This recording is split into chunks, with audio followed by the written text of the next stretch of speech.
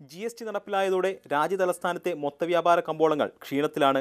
കേരളം ഉൾപ്പെടെയുള്ള രാജ്യത്തെ വിവിധ ഭാഗങ്ങളിലേക്ക് ഹാർഡ്വെയർ ഉൾപ്പെടെയുള്ള ഉൽപ്പന്നങ്ങൾ കയറ്റി അയച്ചിരുന്ന ചാവടി ബസാർ ഉൾപ്പെടെയുള്ള കമ്പോളങ്ങളിൽ വ്യാപാരം കുത്തനെ ഇടിഞ്ഞു.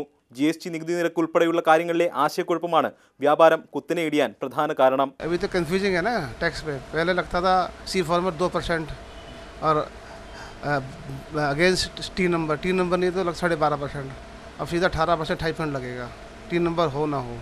അതേസമയം എല്ലാ സംസ്ഥാനങ്ങളിലും ഏകീകൃത നികുതി നിരക്ക് നിലവിൽ വന്നത് വ്യാപാരത്തെ ബാധിക്കില്ലെന്നാണ് വ്യാപാരികളുടെ പക്ഷം. ഉൽപ്പാദകരിൽ നിന്ന് നേരിട്ട് ഉൽപ്പന്നങ്ങൾ എത്തുന്നതിനാൽ നല്ല മാർജിൻ നൽകി വിൽക്കാൻ കഴിയും.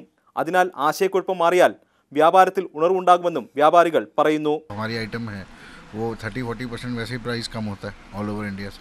मैन्युफैक्चरर्स डायरेक्ट हमारे साथ डील करते हैं. डायरेक्ट फैक्ट्रियों के साथ हमारा फ्रॉम लास्ट 40 ईयर्स हम लोग काम कर रहे हैं. उसमें काफ़ी फ़र्क पड़ता है.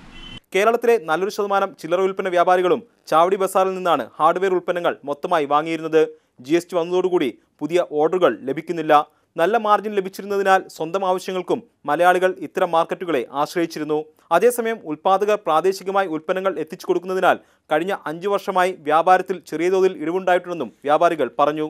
മാതൃഭൂമി ന്യൂസ്, ഡൽഹി.